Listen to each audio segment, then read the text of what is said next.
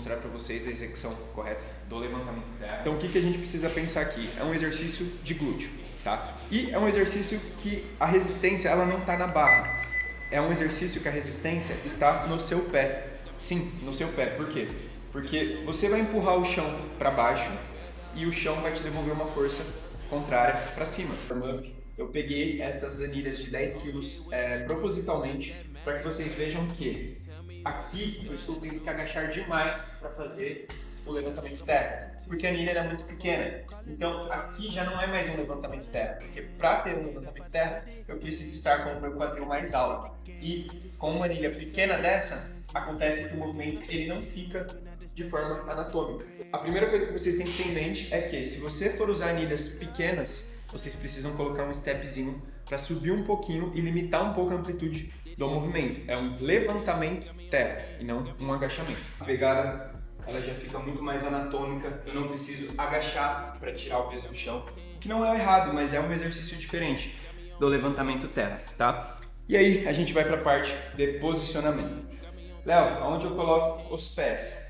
Eu coloco os pés um pouquinho mais afastados do que os meus ombros, tá bom? Ou na largura dos ombros. Eu não deixo os pés extremamente afastados e eu não deixo os pés juntos, tá? E aí a gente vai subindo essa estrutura de acordo com o nosso próprio corpo.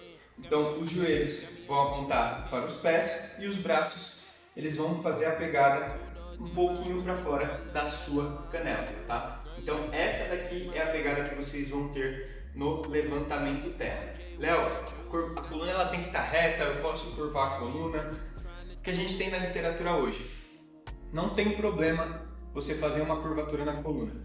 Só que essa curvatura da coluna ela não pode ser alterada durante o movimento. Então se você faz terra com a coluna curvada, você precisa fazer durante todo o movimento com a coluna curvada, tá? Minha recomendação, deixa a coluna reta. Você que talvez seja um pouco mais iniciante, não treina tanto tempo, o terra ele vai te fornecer fortalecimento na musculatura paravertebral para que mais para frente você possa ter essa liberdade de movimento. Ainda não tem isso, não sente essa confiança, mantenha a coluna reta, porque vai ser uma segurança a mais para você fazer de não ter essa oscilação. Então a gente já alinhou o joelho, a gente já alinhou os pés, a gente já alinhou a pegada. Na hora que eu abaixar para fazer o movimento, é um levantamento terra. Então se eu agacho demais, deixa de ser um levantamento. Então, o quadril ele precisa estar levemente alto, tá? Eu não preciso deixar o meu quadril com o meu joelho esticado, mas eu também não agacho. Então, o quadril ele fica levemente alto, o suficiente para eu alcançar a barra. E aí, a coluna reta, como a gente falou no início do movimento.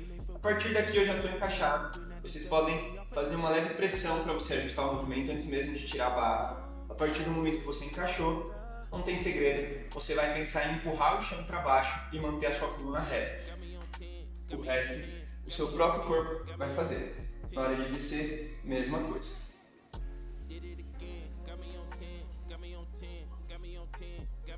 Não, peraí, deixa eu adivinhar, você tá cansado de ficar fazendo aqueles treinos cheios de bicep, cheio de drop set, sente o músculo fritar, mas não vê resultado? Sim, e é justamente aí que tá o erro. Então pensando nisso, eu disponibilizei algumas planilhas de treino da minha metodologia, da maneira como eu abordo na minha consultoria, e se você quiser acessá-las, o link está aqui na descrição, beleza? Se você quiser saber um pouco mais sobre o meu trabalho, é só você entrar no meu Instagram para conhecer. Valeu, continua no vídeo.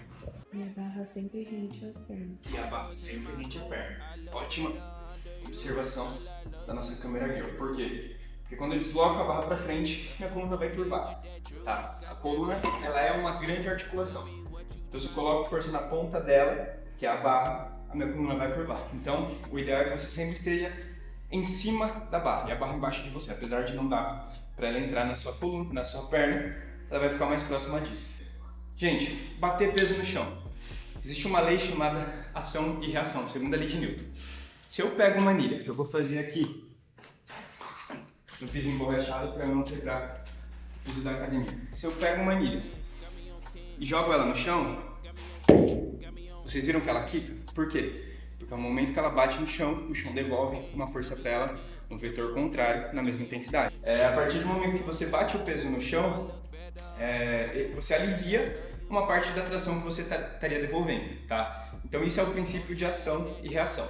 O segundo princípio do porquê não bater o peso no chão é porque a gente tem uma coisa no músculo e nos tendões que se chama componente elástico. Então ele segue o mesmo princípio.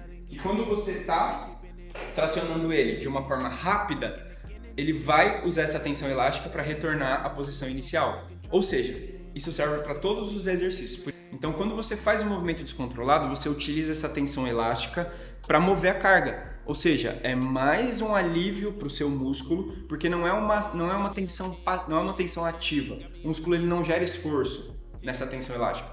Se ele não gera esforço, não tem tensão mecânica. Se não tem tensão mecânica, não há sinalização para hipertrofia.